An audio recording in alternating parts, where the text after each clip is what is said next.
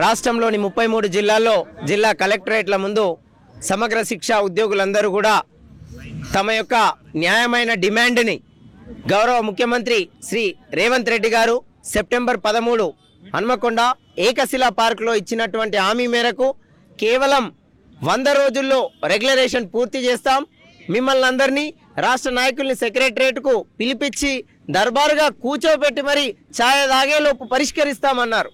నేటికి సంవత్సరం గడిచింది.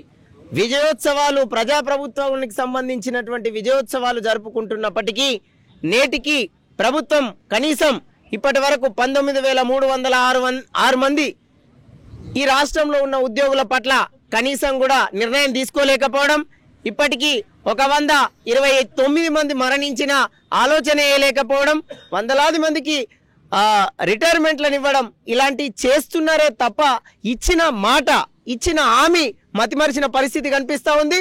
కాబట్టి ముఖ్యమంత్రి గారికి మేము ఇప్పుడు ఈ సందర్భంగా తెలియజేసేది ఏంటంటే 6 నుంచి 9వ తారీఖు వరకు రిలే నిరాహార దీక్షల్ని రాష్ట్ర వ్యాప్తంగా చేస్తూ ఉన్నాం. 10వ తారీఖు తర్వాత 100% 10వ తారీఖు నుంచి ఇంక్లూడింగ్ కేజీబీవీ యూఆర్ఎస్లతో సహా పాఠశాల విద్యాశాఖ మొత్తం కూడా స్తంభించబోతున్నది. లక్షలాది మంది విద్యార్థులు ఇంటి బాట పట్టే పరిస్థితి వస్తుంది. మీరు తక్షణం నిర్ణయం తీరాల్సిందే. ఇక్కడ ఎలాంటి ఆప్షన్ లేదు. ఎందుకంటే మీరిచ్చిన మాటని మీరిచ్చిన గ్యారంటీని నెరవేర్చకపోతే మేము ఈ ప్రభుత్వాన్ని వదిలిపెట్టే ప్రసక్తి లేదు. గత దశాబ్దన్నర కాలంగా ఇక్కడ వందలాది మంది మరణాలైనా ప్రభుత్వానికి మన్ను పోయడానికి రూపాయి ఇచ్చే స్థితిలో లేకపోవడం చాలా బాధాకరం.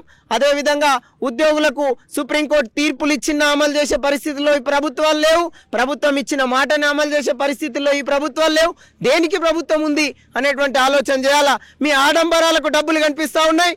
ఇదే విద్యా వ్యవస్థకు సంబంధించిన సమగ్ర శిక్షలో 1,000 కోట్ల రూపాయలు 7,000 కోట్ల రూపాయలు మీరు ఇతర అవసరాలకు వినియోగిస్తున్నారు. మరి ఉద్యోగులకు 400 కోట్లతో పే స్కేళ్లను అమలు చేయొచ్చు. ఏమైతుంది మీకు అనేటువంటిది మేము ఈ సందర్భంగా అడుగుతా ఉన్నాం. మీరు ఒక యంగ్ ఇండియా స్కూల్ పెట్టి 500 కోట్లు ఖర్చు పెడతా ఉన్నారు. అదే 500 కోట్లలో 400 కోట్లతో 20,000 ఉద్యోగులకు నాణ్యమైన విద్య అందిస్తున్నటువంటి ఈ విద్యా వ్యవస్థను నిర్లక్ష్యం చేయడం విడనాడాలా. ముఖ్యమంత్రి గారికి సభా వేదిక ద్వారా మేము హెచ్చరిస్తా ఉన్నాం. ఖచ్చితంగా మీరు న్యాయం చేసి తీరాల్సిందే. ఈసారి ఈ టెంట్ వేషణం కేవలం రెగ్యులరేషన్ అనే ఏకైక ఎజెండా మాత్రమే. అది జరిగితే తప్ప ఈ టెంట్ తీయం. ఖచ్చితంగా పోరాటాన్ని మరింత వేగవంతం చేస్తాం.